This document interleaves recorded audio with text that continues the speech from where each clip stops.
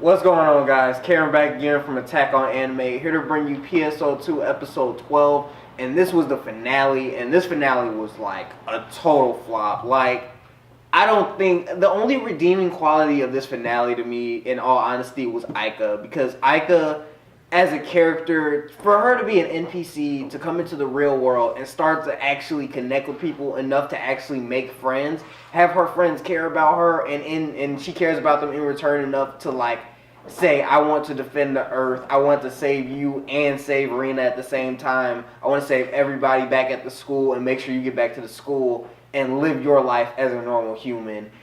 That was the most powerful part of this episode, but everything else, sadly enough, flopped. I didn't like the school festival. Like, anytime they went back to that school festival, I was so bored during the episode. I was just like, the part where Koto put on the maid uniform, I kind of checked out at that point. I was just like, okay, now you're just trying to get, like, easy, cheap laughs, and it didn't even make me laugh. It was just like, okay, get back to the fight, like, this high-stakes fight that literally the whole earth is on the line. I need you to get back to that.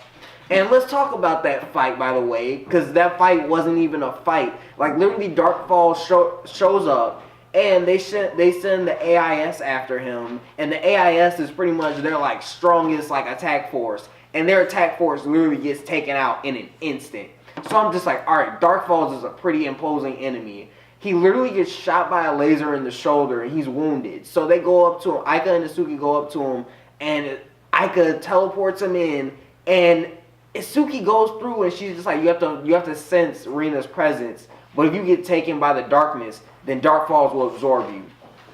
The first thing he literally does when he goes in is he gets caught. And I'm like, okay, you literally fell for the first thing you saw. Like, of course that's going to be the darkness. So I'm just like, Isuki is making dumb mistakes. And he's a gullible kind of character to begin with. But it's just like, okay, no one's that stupid.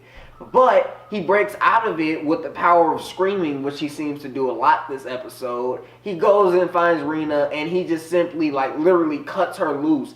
And I'm like, Darkfalls doesn't have, like, some defense mechanism on the inside of his body. Like, this is literally the most powerful thing in this entire universe. And he has nothing to defend it from people who just walk in. It's just like, come on. There's too many plot holes in this that can't be avoided, and you can't just overlook them.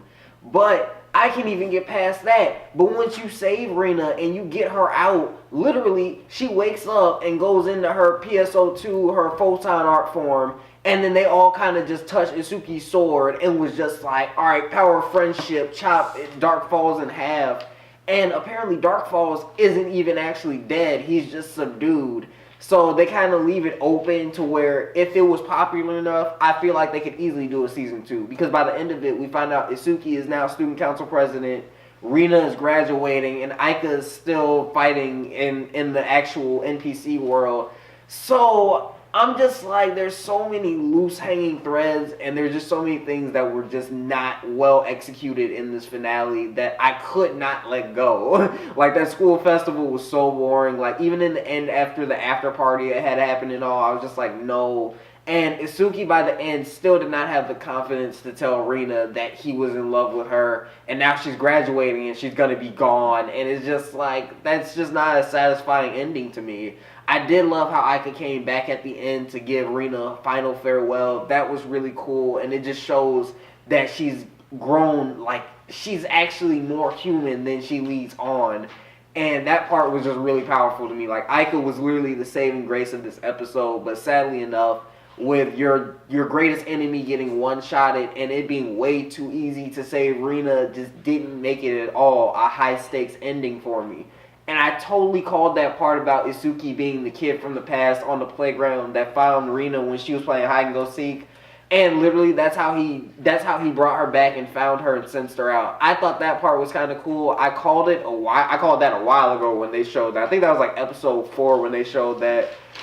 But yeah, guys, like I said, this ending was not really, it wasn't high stakes. It wasn't that good to me, but let me know what you guys thought of it in the comments down below. Maybe some of you liked it. Maybe some of you agree with me and didn't like it. Let me know what you guys think in the comments down below. But yeah, guys, till next time, don't forget to like, comment, subscribe. Peace.